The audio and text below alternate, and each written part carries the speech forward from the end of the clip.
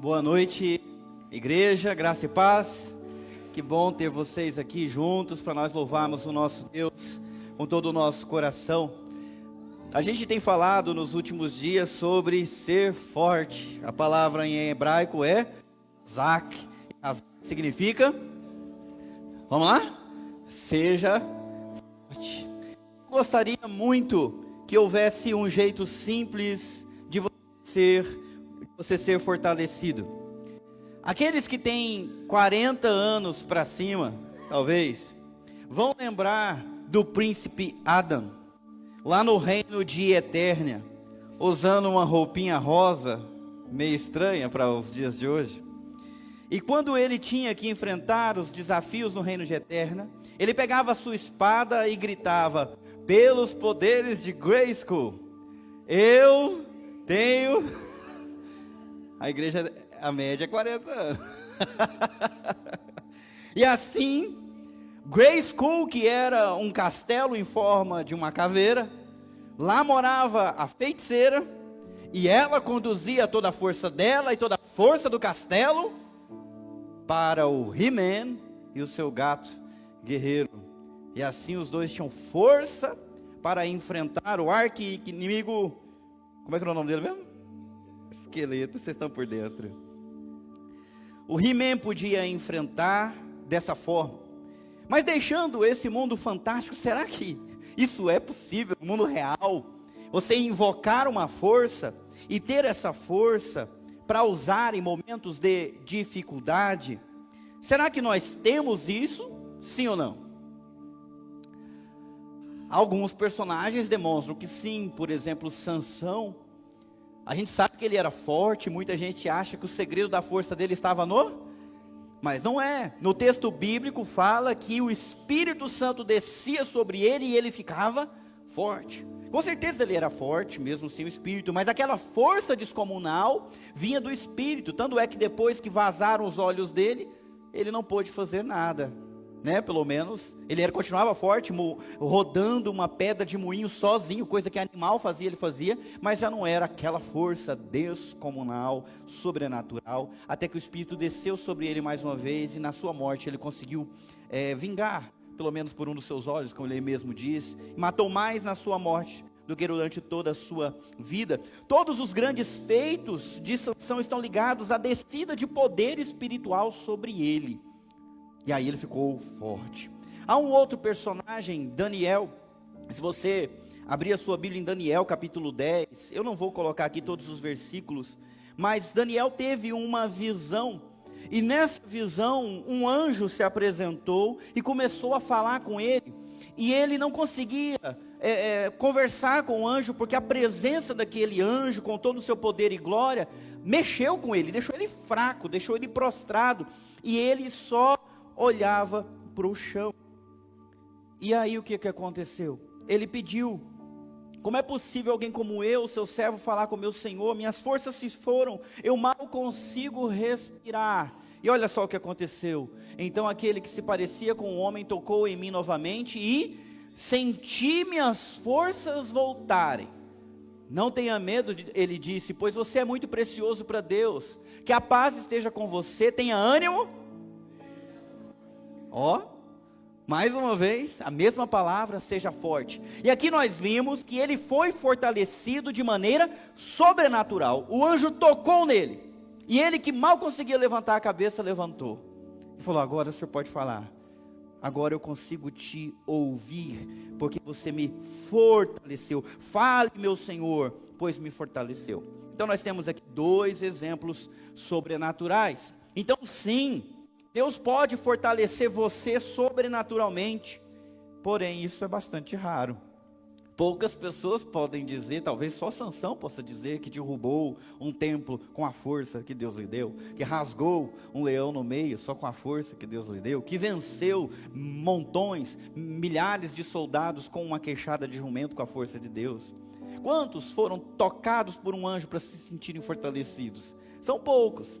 Deus pode? Sim, Deus pode, mas a forma padrão pela qual Deus fortalece seu povo é natural, através das dificuldades. E hoje eu queria que você tivesse uma perspectiva diferente em relação às dificuldades que você está enfrentando nesse momento, ou que você vai enfrentar no futuro. Quando você enfrentar dificuldades, Hazak, seja forte, porque as dificuldades fazem parte da escola de Deus, do projeto de Deus, para te fortalecer do jeito mais comum, como Ele sempre faz. Vamos orar. Senhor Deus, nós queremos aprender a ser fortalecidos pelo Senhor, mesmo no meio das dificuldades, ou especialmente através das dificuldades. Eu conheço as minhas, cada um conhece as suas, mesmo aqueles que nos acompanham pela internet, ó Deus, também enfrentam dificuldades, porque nesse mundo nós temos aflições, mas nós queremos entender o Teu propósito nelas, e ter, ó Deus, uma abordagem diferente para com essas dificuldades, e aproveitá-las da melhor forma. Por isso que o Teu Espírito Santo venha falar conosco, no nome santo de Jesus, e todos que concordam dizem, amém, amém. Quando enfrentar dificuldades, seja forte, seja forte.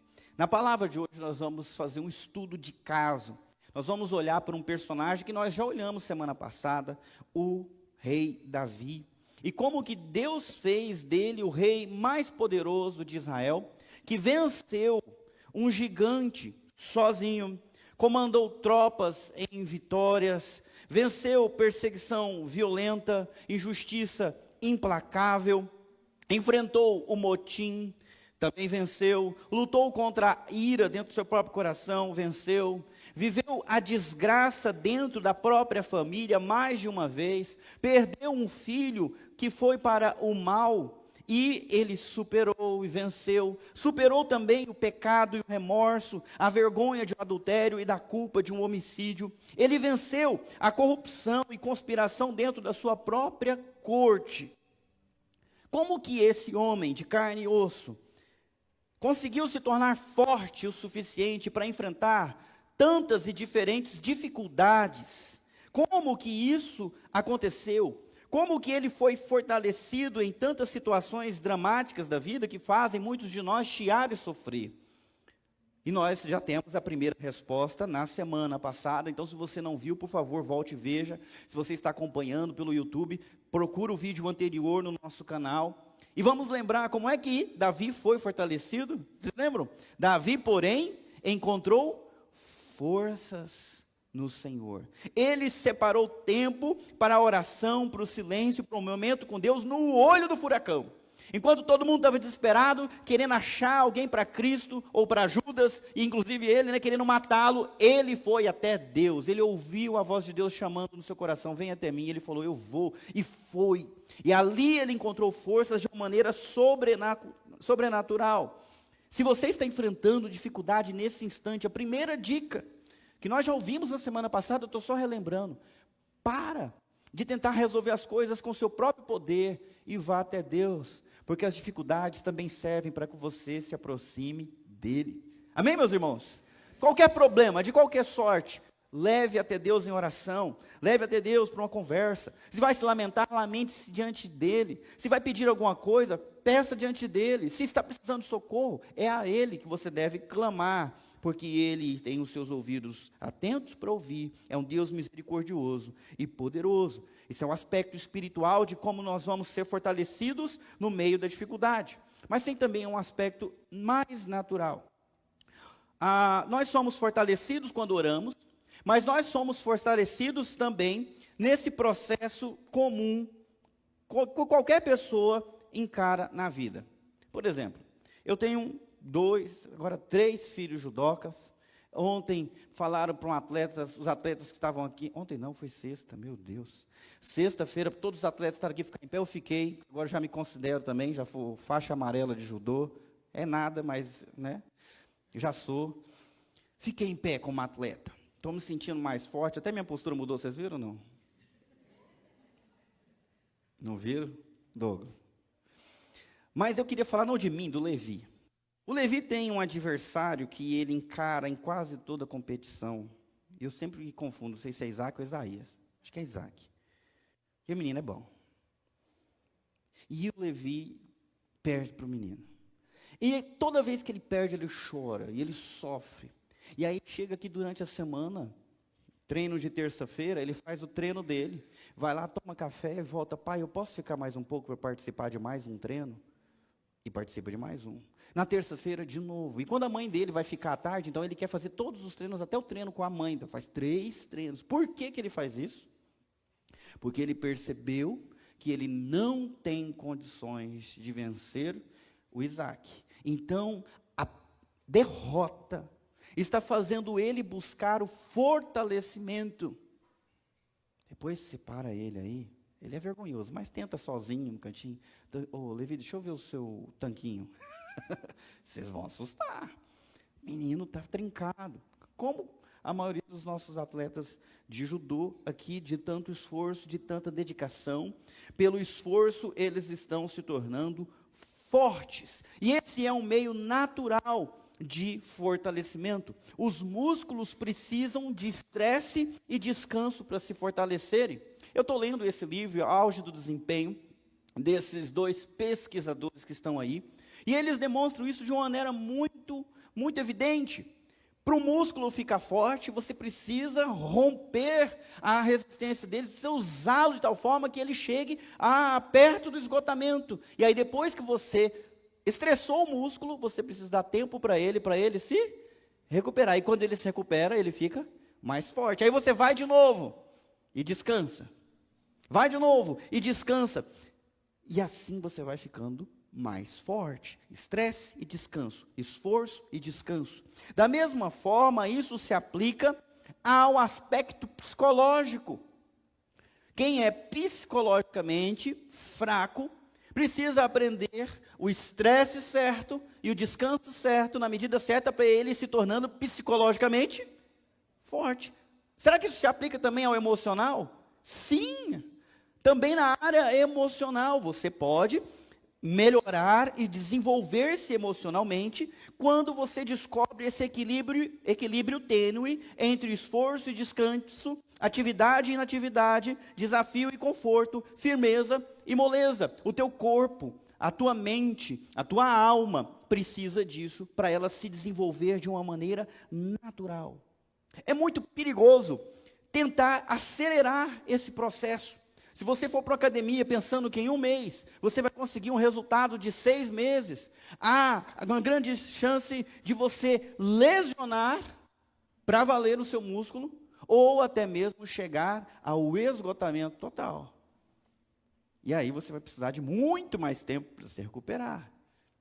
A mesma coisa vale para o psicológico, para o emocional, e muitas vezes nós estamos diante de desafios, ou nos expomos desafios além do que devíamos, ou aquém do que nós devíamos. Do mesmo jeito que é perigoso tentar acelerar esse processo, é ineficiente evitar esse processo. Quem evita o esforço, quem evita o estresse, quem foge das dificuldades, vai estar se tornando cada vez mais fraco, mais preguiçoso e, por conta disso, mais vulnerável. E isso explica a diferença entre as gerações. Gerações anteriores que passaram por mais dificuldades, que enfrentaram maiores desafios e não fugiram, encararam, se tornaram agora pessoas adultas, casca grossa, de fibra, que enfrenta. Aí nós, que assistimos o He-Man, olhamos para eles e pensamos, poxa vida, queria ser forte assim, queria ser desse jeito. Por quê? Na infância deles, eles não estavam assistindo He-Man. Por exemplo, a minha mãe estava cuidando dos seus muitos irmãos, mais novos que ela. E isso fez desse tipo de gente mais forte. Nós que ficamos assistindo, nos sentimos mais fracos. Mas nós temos um consolo. Nós olhamos para as gerações que vieram depois da gente. E aí? Aí eu sou forte. Aí eu sou disciplinado. Dependendo da perspectiva, nós estamos bem. Bem demais. Onde você está nessa história? E como é que você tem criado os seus filhos? Poupando-os de dificuldades, de estresse, de transtornos? Ou expondo eles a isso para que eles cresçam e se desenvolvam e se tornam tão fortes quanto eles puderem ser? Eu estou compartilhando isso, coloquei ali uma citação de um livro secular, de um pesquisador, de 2 pesquisadores. E eu fico preocupado de alguém estar pensando assim, Edinho, Você não está impondo na Bíblia algo que não está na Bíblia. Isso aí não faz parte da ciência do sucesso. E até parece, não é? Porque se você ler ali em cima, melhore sua técnica, evite o burnout e cresça com a nova. Isso aí, pastor, é autoajuda. Você está confundindo e misturando as duas coisas na Bíblia. Eu queria mostrar para você que não. Em muitos momentos, os pesquisadores vão chegar a conclusões que nós já deveríamos ter somente por ler a Bíblia, porque são a verdade. E qualquer um que se aplicar a buscar a verdade, vai encontrar a verdade. Mesmo que não a revelação do Senhor Jesus Cristo, mas pelo menos a verdade é evidente, qualquer um pode encontrar. Ela está ali, ela é fato, ela pode ser descoberta.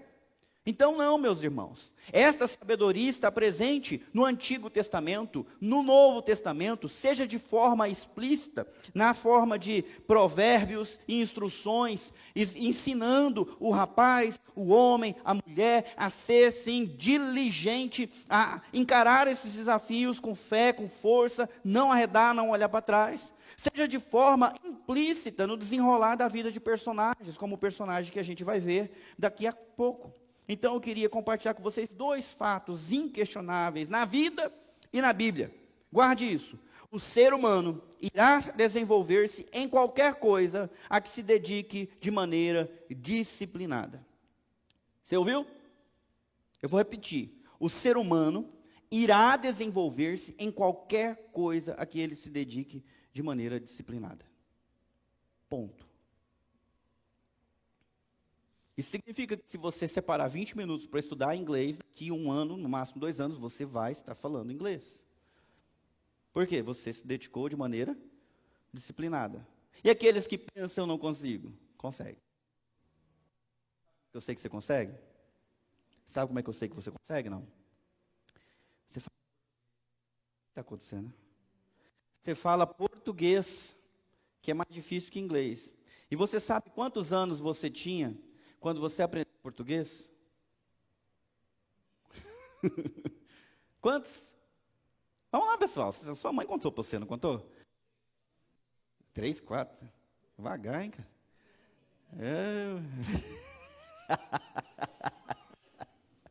2, 3. Eu tinha uma sobrinha que com alguns meses já estava andando. E aí fala. Depois eles vão para a escola para serem alfabetizados, para aprender a ler e escrever, mas falar português eles aprenderam como? Quem que ensinou? Aprenderam simplesmente por relacionar as coisas, ouvir e relacionar a palavra com a ação, com o pedido. Assim foi, eu tenho 3 filhos. Eles falam português. Se vir um americano aqui, vai ficar impressionado como é que eles falam bem. É a língua natural deles. Se você, quando criança, foi capaz de aprender uma língua, agora com adulto é mais fácil ainda. A barreira está dentro da sua cabeça, não fora. Porque é só contato com o idioma. Isso vai ser suficiente. Se você quiser aprender custo, você aprende. Mas você precisa se dedicar de maneira disciplinada, constante, e por tempo suficiente. Você vai desenvolver, qualquer ser humano vai se desenvolver em qualquer coisa que ele se dedicar. Esse é o primeiro fato inquestionável na vida e na Bíblia. O segundo fato, o ser humano vai padecer nas áreas em que não se desenvolver. O ser humano vai padecer. Antes de eu ir para o segundo, eu vou dar alguns exemplos bíblicos para que vocês não acham que eu estou enganado, ok? Quando, lá na planície de Sinear, os homens se reuniram e disseram, vamos construir uma torre que chegue até os céus e vamos fazer o nosso nome famoso, assim nós vamos ter proteção e não vamos ser espalhados pela terra. Deus veio ver o projeto. E o que Deus falou? Cadê os alunos da escola dominical? Quem já leu? O que Deus falou do projeto deles?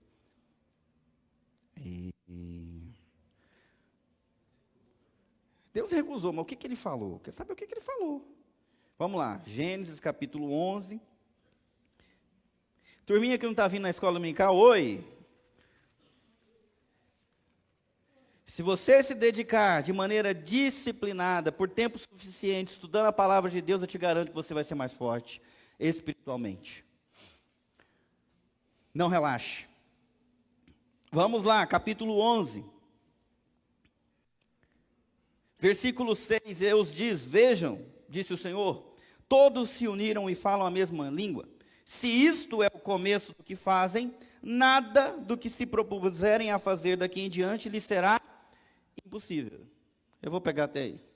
Deus está dizendo, não é nem outra pessoa. O próprio Deus está dizendo, olha, eles decidiram fazer desse jeito aí. Se continuar, daqui a pouco eles fazem o que quiser.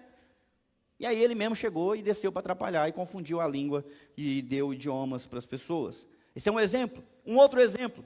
Em Juízes, conta-se que na tribo de Benjamim haviam 700 guerreiros que trabalhavam com uma atiradora, tipo estilingue da época, chamada funda. Eles eram capazes de acertar um fio de cabelo, os 700. Vocês conseguem pensar num negócio desse? A tiradeira, eu vou mostrar daqui a pouco, ela é difícil, muito difícil de usar, eu vou explicar daqui a pouquinho mais, mas isso está na Bíblia. 700 homens conseguiram fazer isso na tribo de Benjamim. É uma coisa absurda. E o que eles tinham de especial? Dedicação. Disciplinada. Muitas horas, muitos anos de prática, chegaram em algo inadmissível para a nossa compreensão. O segundo fato inquestionável na vida, o ser humano vai padecer nas áreas em que não se desenvolver. Por exemplo, se você não ler, no mundo onde todo mundo lê, você vai ficar à frente ou atrás? Para trás. Se você não aprender o inglês e quer se dar bem no mercado de trabalho, você já está na vantagem ou na desvantagem? Se você vive num mundo onde a tecnologia é cada vez mais necessária e indispensável, como é que você vai fazer se você não sabe mexer no seu celular, se você não sabe mexer no aplicativo do banco? O que vai acontecer? Você vai ficar dependente de alguém o tempo todo? Qualquer um que não encare os desafios para crescer, se desenvolver capacidades, vai ficar para trás. Se você está enfrentando dificuldades no seu relacionamento conjugal, seja em qualquer área, sexual ou relacional, se você não encarar esse desafio e não trabalhar nele, você vai ser prejudicado. Seu casamento vai ser prejudicado. Se você está enfrentando dificuldades com seu filho, com a sua filha, ou no trabalho, deixar para lá para ver como é que fica, é a receita de que tudo vai dar errado, porque as coisas tendem a dar errado. Você precisa sim buscar a Deus e buscar se desenvolver. Sansão era forte fisicamente, mas era fraco em relação aos seus impulsos carnais, e ele nunca tratou isso, e isso foi que nem o calcanhar de Aquiles dele, foi aonde ele caiu. Ele nunca quis tratar aquele problema dele, nem quando seu pai e sua mãe o instruíram a se portar de maneira diferente em relação às mulheres, ele não ligou, e continuou toda a sua vida sem desenvolver-se naquela área, sem encarar aqueles problemas, e isso lhe custou a vida e os olhos antes disso.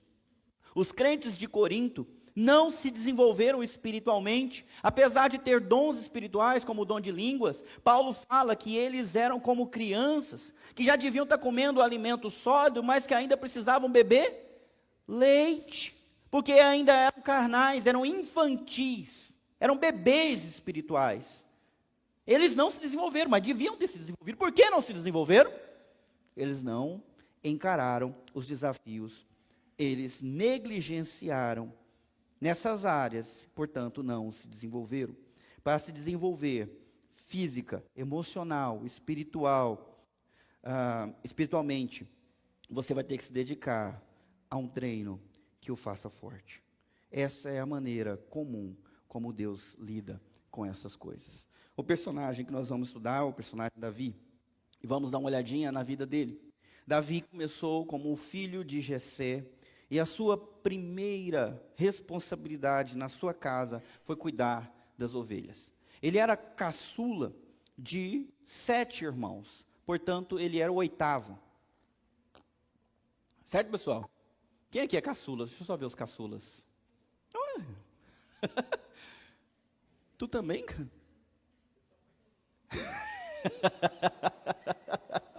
Muito.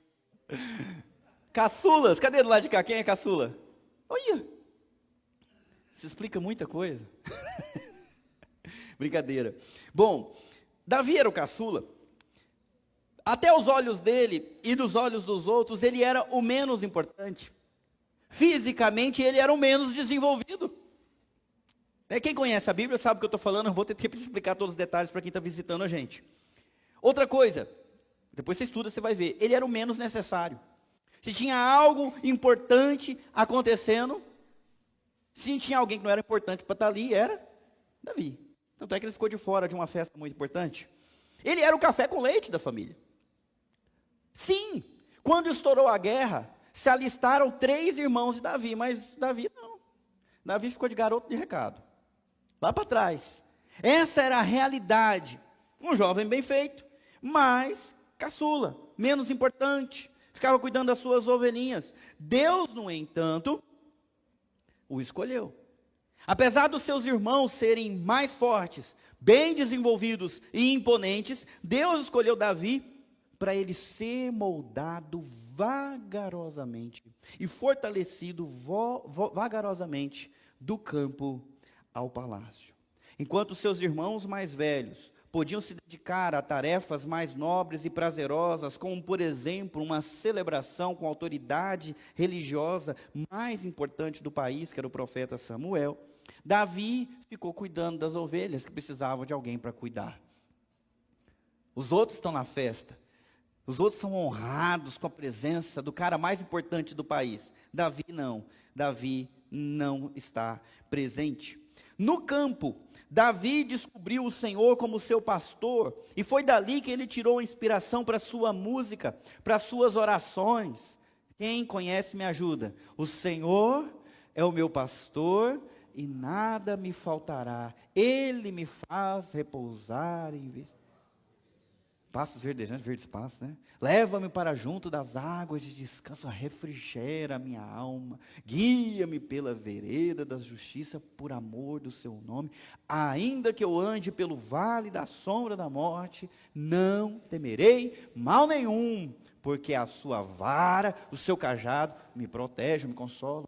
Preparas uma mesa na presença dos meus adversários, unges a minha cabeça com óleo, o meu cálice transborda.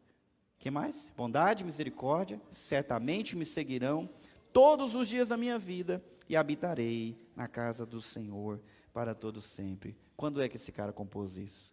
Ele compôs no campo. Enquanto ele cuidava das ovelhas, ele pensou: eu também sou uma ovelha e o meu pastor é Deus, ele cuida de mim.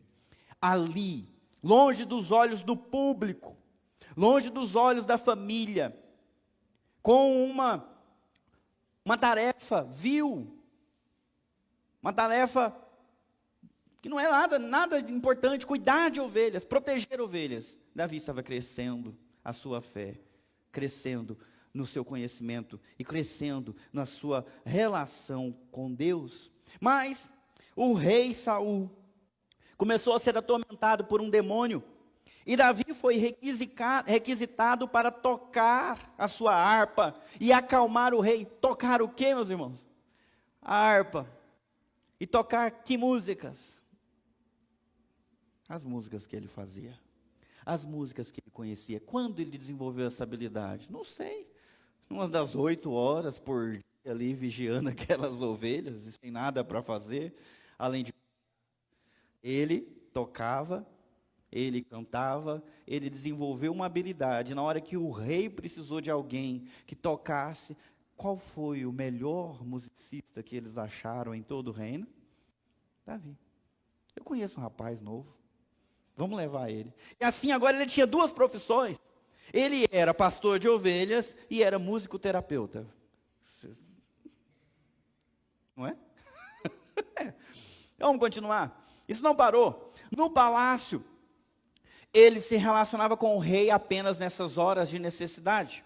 Mas ele ainda era um anônimo. Ninguém guardava o nome dele. Toda hora pergunta: como é o nome do pai desse cara aí? É Jessé. Daqui a pouco pergunta de novo.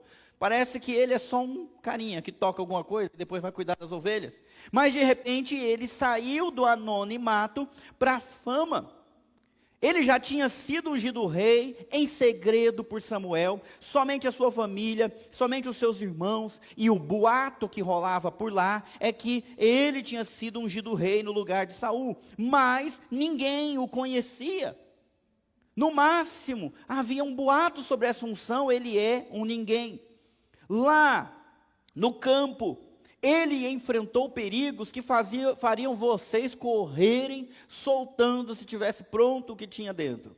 ele enfrentou um leão, ele enfrentou um urso, porque o leão e o urso vieram arrebatar as suas ovelhas, e ele enfrentou e ele venceu isso. No campo ele enfrentou perigo, superou desafios que fariam outras pessoas tremerem de medo. E aí surge um gigante filisteu, com 2,90 metros de altura, desafiando os exércitos de Israel e dizendo: não vamos travar uma batalha com muita carnificina. Né? O negócio era complicado porque Israel estava acampado em um lado, né, da colina, havia um vale entre eles e os filisteus dos outros. Quem atacasse já estava na desvantagem, porque vocês sabem, numa batalha quem está de cima tem vantagem. Por quê? Atira uma flecha dali, joga uma lança, a gravidade ajuda. Quem está de baixo já está pior. Por que a gente faz, o povo faz muralhas e joga pedra lá de cima, ok? Então qualquer um que começasse a batalha estava na desvantagem. Então os filisteus chamaram o seu campeão, um brutamontes de 2,90 metros, quase 3 metros de altura, campeão de guerra, guerreiro experiente, com uma armadura que pesava, eu até falei errado, dezenas de quilos, ok? E ele descia de manhã e à tarde, todo dia, falou: olha, vamos lá, homem a homem, mano a mano, quem levar, leva, quem vencer, leva, manda um só. Gente, todo mundo afinava, inclusive o rei, que era um cara grande. Ninguém tinha coragem de enfrentar aquele gigante. Quem foi que estava lá para entregar comida para os irmãos, ouviu esse gigante desafiando e pensou: cadê? Ninguém vai? Quem que é esse cara aí? Por que ninguém vai? E ficou falando, até que o povo falou: esse cara está querendo enfrentar. E levaram ele para Saul e ele disse: eu vou. Pessoal, vamos lá. Segundo o Guinness, o livro dos recordes, o homem mais alto do mundo é atualmente o turco Kösen. Ele tem 2,51 metros. Ok. O homem mais alto da história moderna foi Robert Wadlow, que atingiu a altura de 2,72 metros. Ele morreu aos 22 anos, porque o crescimento desproporcional, na realidade, é uma doença nas suas glândulas de crescimento. O turco, que está vivo, que mede 2,51, precisa de muletas para caminhar. Não é um guerreiro. Só que quando a gente olha para essa história, não é isso que a gente está vendo. Golias era um guerreiro temível, em plena forma física, cujo tamanho era uma vantagem monstruosa e não uma doença incapacitante. O cara era grande, era forte, era ágil, era tudo. É como se fosse um tanque de guerra. O cara era um monstro. Vem Davi, e você sabe o que aconteceu. Davi venceu. Como Davi conseguiu vencê-lo? Foi sorte? Foi intervenção? O que vocês acham? Foi sorte ou foi intervenção? Foi sorte ou foi intervenção? Foi intervenção. Obrigado. Mateus chegou onde eu quero chegar. Davi disse a Saul: ninguém se preocupe por causa desse filisteu. Seu servo vai lutar contra ele. Saul respondeu: você não vai lutar contra esse filisteu e vencer. É apenas um rapaz e ele é guerreiro desde a juventude. Ele está acostumado a lutar. Você não está acostumado a lutar. Cara, você vai perder. Você não vai vencer, não dá, você não vai conseguir, não tem como. Sabe que hoje a gente não precisa nem de Saul falando isso para a gente mesmo fala. Não precisa de ninguém falar: você não vai conseguir, você é um mané, você é criança, você é pequeno demais, esse problema é grande demais. Não precisa. Nós mesmos repetimos essas coisas para a gente e trememos de medo, não encaramos os desafios como se eles fossem descomunais, invencíveis. Mas olha o que aconteceu. Davi, porém, insistiu: tomo conta das ovelhas de meu pai, e quando um leão ou um urso aparece para levar um cordeiro do rebanho, vou atrás dele com meu cajado e tiro o cordeiro da sua boca. Se o animal me ataca, eu o seguro pela mandíbula e dou golpes nele com o cajado até ele morrer. Rapaz, ô louco, impressionante. Nós não estamos falando de Sansão, nós estamos falando de Davi. Não diz aqui que o Espírito desce sobre ele para ele ficar forte e enfrentar um leão, um urso. Então como é que ele consegue enfrentar esses bichos? É claro que foi um de cada vez. Curiosidades, amo curiosidades, né? Vamos lá, fiz isso com o leão e o urso, farei o mesmo com esse incircunciso. Quem venceu o leão? Quem venceu o urso? Você sabe que ele está fazendo uma conta aqui de proporção. Eu vou mostrar para vocês. Vocês sabem quanto que quanto pesava o leão e que tipo de leão havia naquela região nessa época? Não, né? Eu sou pago para pesquisar essas coisas, então vamos lá. Em Israel havia um leão asiático.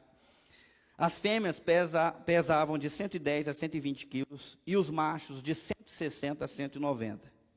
E o comprimento deles, 2,87 metros. Centímetros. O gigante tem quanto?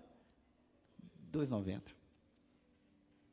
O urso que existia nessa região é o urso pardo sírio. Só o crânio do bicho chega de 30 a 40 centímetros e o peso 250 quilos. Ele é um pouco menor, 140, mas puro músculo, é um tanque.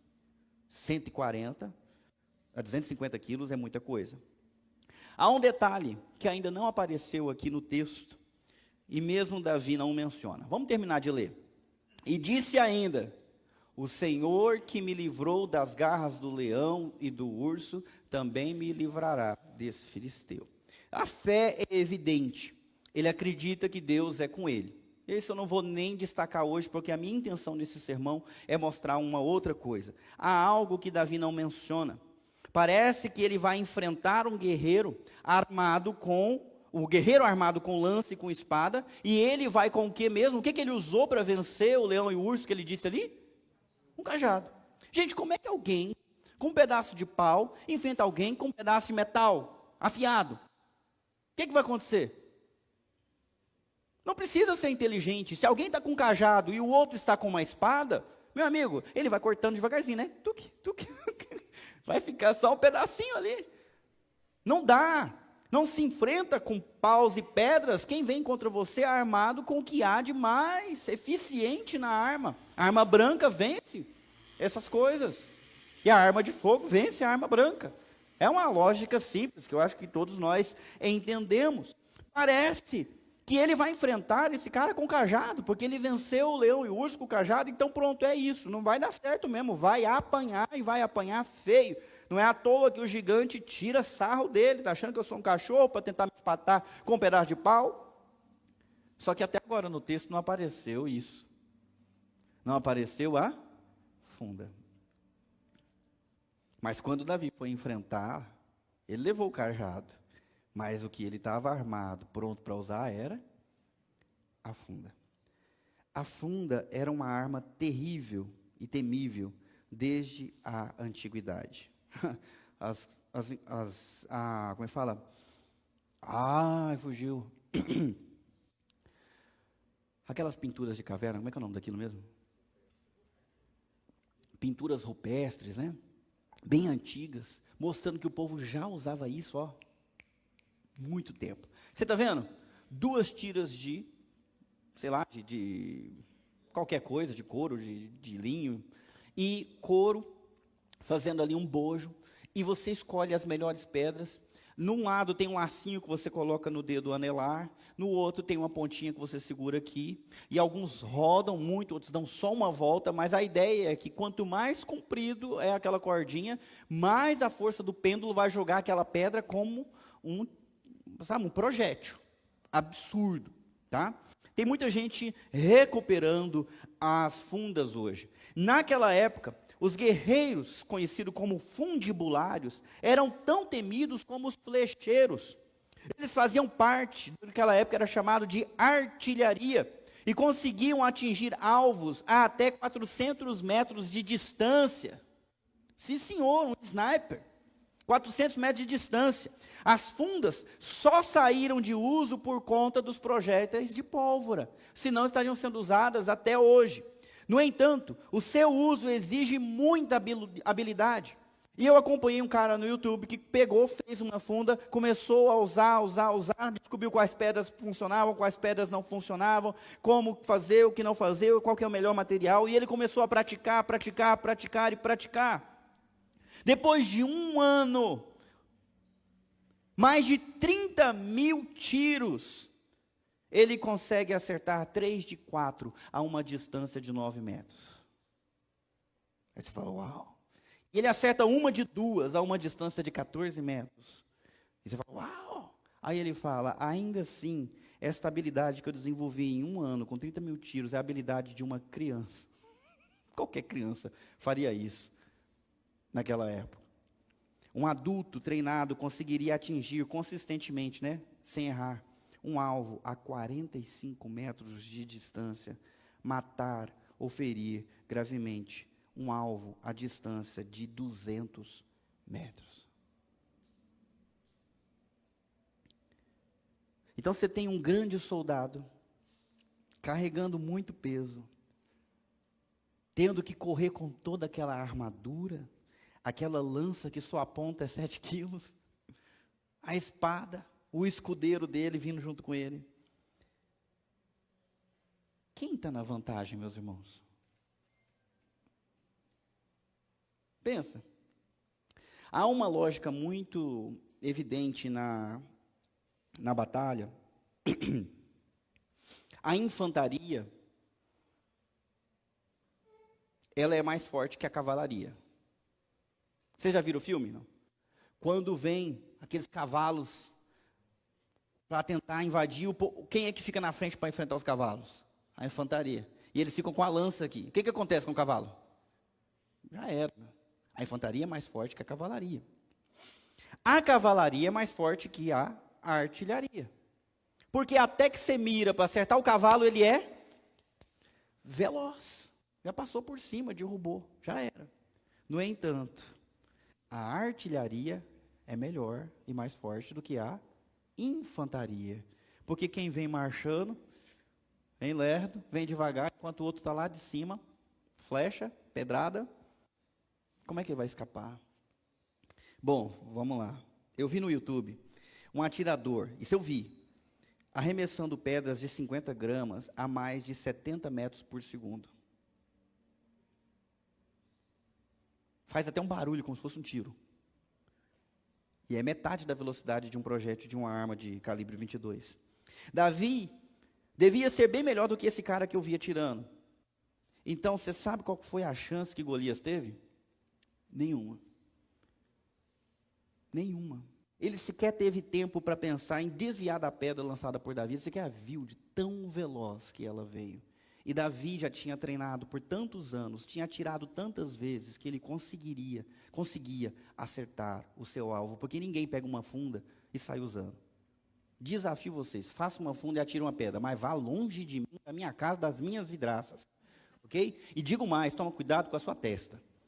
Porque você roda um negócio aqui, ó. Estou até vendo gente chegar aqui com um galo. Vai lá. Vocês acham que Davi chegou com um negócio que ele nunca usou? Ele chegou com um negócio em qual ele era exímio atirador. Exímio atirador. Golias tem toda a desvantagem nessa batalha, coitado, não sabia que ele estava enfrentando, achou que ia lutar contra alguém como os gladiadores, um com a espada, o outro com o escudo, vamos ver quem é o mais forte, eu quebro o escudo dele, eu acabo com ele. Davi falou, pera aí que tu vai ver, pegou a pedra. Não é assim? Que o menor resolve com o maior e prevalece? Esperteza, inteligência, capacitação, habilidade. Davi tinha isso. Eu nunca vi ninguém ressaltar isso. Foi isso que trouxe Davi para a fama. Enquanto o gigante correu com todo aquele peso, Davi já tinha as suas 5 pedras cuidadosamente escolhidas, que ele sabia que iam funcionar melhor, rodou e só precisou de um tiro, porque ele era bom. Eu fico imaginando quantos calos na mão ele já tinha, e quantos tiros ele já tinha dado, porque o cara gastou 30 mil para acertar 3 de 4 a 9 metros de distância. Davi atirou quantas vezes e por quantos anos para conseguir acertar um gigante bem na testa a uma distância maior? O que vocês acham, meus irmãos? E aí eu pergunto, como é que anda o seu treino para vencer as dificuldades da vida? Do anonimato fama, e aí ele se tornou um cara muito importante. Mas não ficou por aí. Ele se tornou o genro do rei, casou com a filha do rei, recebeu um pequeno pelotão, começou a sobressair-se no combate aos filisteus, acumulando derrotas e habilidades de comando de tropas. Aí as mulheres começaram a cantar: olha, Saul matou milhares, mas Davi matou 10 milhares. E Saul começou a ficar com ciúme, com inveja de Davi. Começou a achar que Davi iria tomar o seu trono e perseguiu Davi. Ele teve que deixar sua esposa para trás, ele teve que exilar os seus pais, ele teve que viver em cavernas, no deserto, se escondendo, porque o seu sogro o perseguia aonde ouvia que ele estava, ia atrás dele com o exército para pegá-lo, e ele estava fugindo. Emocionalmente deve ter sido uma época muito difícil, mas ele também se fortaleceu emocional e psicologicamente nessa época. Por exemplo, veja esse texto, Salmo 18, é um salmo que ele escreveu quando estava sendo perseguido por Saul. Vamos ler: Deus me reveste de força e remove os obstáculos do meu caminho, torna meus pés ágeis, como, isso aqui é outro contexto, como os da corça, e me sustenta quando ando pelos montes, treina minhas mãos para a batalha e fortalece meus braços para vergar o arco de bronze. Isso aqui é quando ele é chefe de tropa. Ele era pastor. Agora ele abandonou as ovelhas e se tornou guerreiro, chefe de pelotão. Sabe, tipo aqueles filmes que a gente assiste. Ele comandava, ele ia, ele vencia. Mas olha só o que ele diz. Cada vez que eu vou para a batalha, Deus me reveste de força. Deus está treinando o meu pé para eu me tornar mais ágil. Deus está treinando as minhas mãos para eu ficar mais hábil com as armas que eu tenho que usar. É Ele que fortalece os meus braços. Gente, o que isso parece? Não parece a história do Levi? Deus está usando o comum, o ordinário, para forjar alguém forte. Ele vai ser rei, mas antes de ser rei precisou aprender a ser pastor, músico. Antes de vencer o gigante, ele precisou aprender a brincar com aquele negócio durante toda a sua infância, tocando pedra em lata. E na hora certa aquilo lhe serviu, porque ele estava preparado, e agora ele está sendo preparado mais uma vez. Um outro contexto, o Salmo 142, agora sim perseguido por, eu não vou colocar aqui, por favor, abra a sua Bíblia, lá no Salmo 142, que ele é muito grande, eu não coloquei aqui. Vamos ler rapidinho, Salmo 142.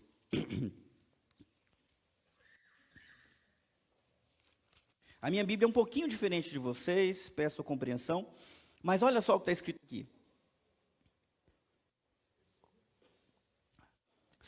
Todos os versículos. É a respeito da sua experiência na caverna, uma oração. Clamo em alta voz ao Senhor, suplico pela misericórdia do Senhor, derramo diante dele minhas queixas e lhe apresento minhas angústias. Quando estou abatido, somente tu sabes o caminho que devo seguir. Aonde quer que eu vá, preparam armadilhas contra mim, está sendo perseguido. Procuro alguém que venha me ajudar, mas ninguém sequer lembra que eu existo. Não tenho onde me abrigar, ele está escondido na caverna. Ninguém se importa com o que acontece comigo, ninguém se oferece para protegê-lo, para defendê-lo. Então clamo a ti e digo, tu és meu refúgio, és tudo o que desejo na vida. Ouve meu clamor, pois estou muito fraco. Livra-me dos que me perseguem, pois são fortes demais para mim. Tira-me da prisão, para que eu te dê graças. Os justos se juntarão ao meu redor, pois tu és bom para mim. No meio da confusão, em perigo de morte, o cara clama a Deus, Deus o preserva e ele está sendo mais uma vez fortalecido e fortalecido para os desafios que virão. Do campo ao palácio, ele foi fortalecido e forjado. Do anonimato à fama, mais uma vez aquilo formou o caráter dele e fez ele um homem forte. Da fama ao exílio, tendo que fugir por sua vida. Ai, que desgraça! Não! Aquela desgraça é o material, é a ferramenta de Deus para fazê-lo ainda mais forte. E aí vamos do exílio ao trono. Porque em algum momento, vocês sabem que ele se tornou rei. Os desafios anteriores fizeram dele um rei vencedor, um homem forte, calejado pela batalha e pelo sofrimento. Suas dores foram importantes em sua história. Suas horas no campo cuidando das ovelhas, praticando com sua funda, enfrentando animais ferozes, o prepararam para enfrentar o gigante e todos os outros desafios posteriores. Suas batalhas na frente de um pelotão foram importantes. Seu tempo como fugitivo e proscrito, habitando em cavernas no relento, lhe renderam um tipo de conexão com Deus que nenhum outro ambiente forneceria na sua vida. Há momentos e lugares, meus irmãos, em que todos nós dependemos de pessoas que ficaram calejadas por suas experiências. Nenhuma experiência foge do projeto de Deus. E eu quero te dizer em nome de Jesus que o que você está enfrentando, você precisa enfrentar.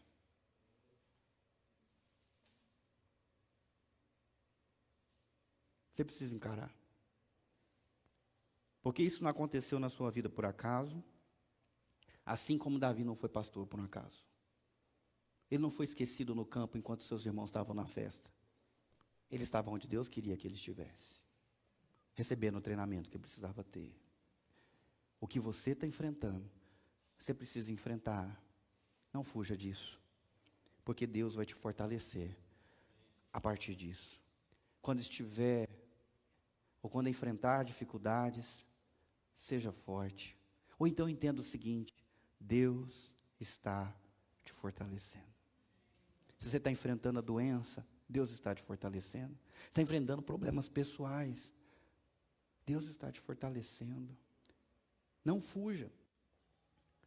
No aspecto natural, é a primeira dica que, aliás, uma das poucas dicas que eu posso dar para você. Não fuja. Não ignore a luta. Ela veio na hora certa, do jeito certo. Ninguém é provado além daquilo que pode suportar. Esse é o momento. Esse é o momento. Aprove ao Senhor que você estivesse aqui nesse momento, nessa fase da sua vida. Então, qualquer que seja o desafio, encare. E você vai ser mais fortalecido do lado de lá. Segunda dica, não fuja, mas também encare, mas não encare sozinho. Sim, não encare sozinho. Porque se você encarar sozinho, você não vai estar no caminho de fé. Aí sim você vai estar na ciência do sucesso, do humanismo, achando que a sua própria força, o seu próprio braço pode te dar a salvação. E isso não é verdade. Davi não se vangloriava das suas habilidades. Mesmo sendo habilidoso com a funda, provavelmente a usou contra o leão, contra o urso, e depois terminou o trabalho com o cajado. Mas ele não se vangloriou disso, ele disse: o Senhor me livrou. Quando ele começou a ser um grande guerreiro, valente, usando a espada, ágil, pesagens, esperto, ninguém acertava ele. Ele diz: Deus treinou os meus pés. Deus me deu a força para eu conseguir vergar um arco de bronze. Ele me treinou, ele foi o meu mestre. Para quem é judoca, ele foi o meu sensei. Ele me deu treino. E por isso agora estou forte. Ele me fortaleceu. O que você está passando, não encare sozinho, encare com o Senhor. Com os ouvidos atentos e falando, conversando. Siga a instrução. Estava fazendo abdominal aqui, fiquei ruim, cara. Uma semana. Estava fazendo errado. Inchou aqui, inchou para cá, até para engolir estava ruim. Parecia que a garganta estava inflamada, mas não era inflamação da garganta. Não estava gripado. Estava fazendo errado. Aí na outra semana me corrigiram e eu comecei a fazer certo. Rapaz, eu nem sabia que eu conseguia fazer tanto abdominal assim, não. Estou indo, estou melhorando, devagarzinho, me tornando mais forte, seguindo a instrução, mas não sozinho. Tem mais uma dica, aliás, mais algumas, e aí nós vamos terminar.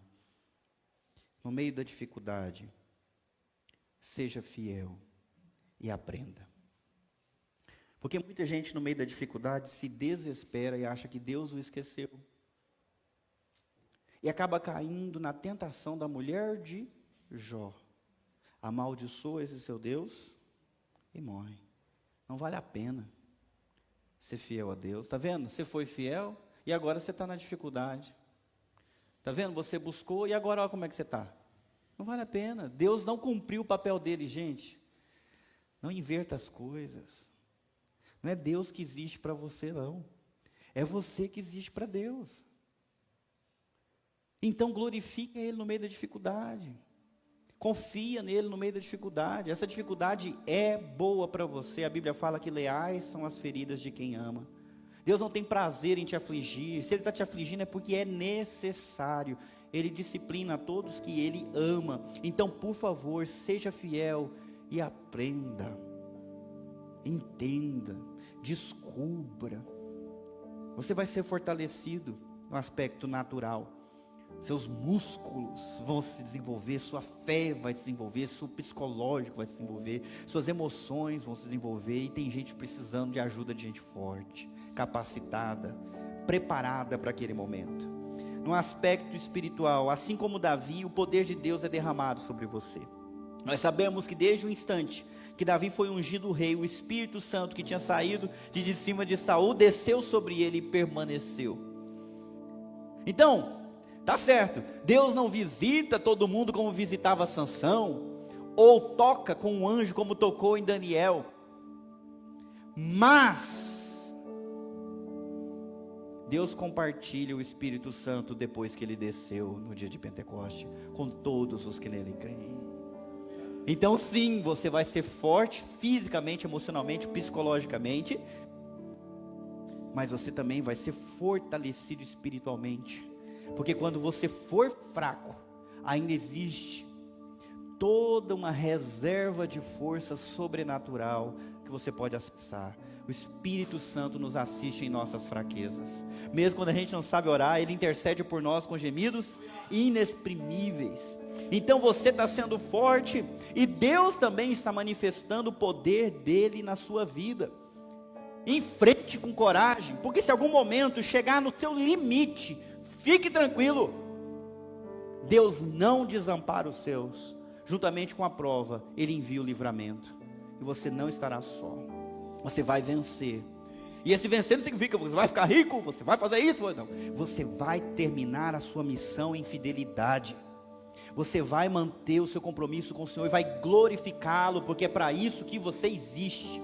E você glorifica Ele quando você treina, você glorifica Ele quando você fica mais inteligente, quando você aprende a lidar com os problemas com a sabedoria divina, quando você vive em fé, quando você perdoa, quando você ama, quando você serve. Você glorifica a Deus fazendo isso, encarando essas coisas para a glória dEle e não pelo seu bem-estar. Sempre haverá resposta do alto para um coração sincero e submisso. Nenhuma das orações de Davi na hora da aflição ficou sem resposta. Ele começa lamentando e clamando até quando, mas ele termina dizendo: eu vou louvar ao Senhor, porque Ele me tem feito muito bem. Vamos orar. Senhor Deus, nós queremos te agradecer, ó Pai, pela oportunidade de entender que as dificuldades não existem para nossa derrota, para nossa destruição. Pelo contrário, ó Deus, o Senhor usa essas ferramentas para forjar o nosso caráter, para nos desenvolver diante do Senhor, para desafios maiores que virão no futuro. E o meu pedido, Deus, é que o Senhor venha agora fortalecer cada irmão, cada irmã que está aqui. Só o Senhor, ó Deus, e a pessoa sabe a natureza do desafio, da dificuldade que ela está enfrentando. Mas que nessa noite o Senhor venha compartilhar conosco fé e coragem para encarar, para treinar, para buscar o fortalecimento pelas vias naturais, pelas vias espirituais. Mas terminar, ó Deus, essa situação mais fortalecido do que está hoje. Fortalece, ó Deus, relacionamentos conjugais, relacionamentos familiares. Fortalece, ó Deus Santo, cada um na administração financeira dos seus recursos, na administração do seu trabalho, do seu tempo, das suas disposições, do seu coração, da mente.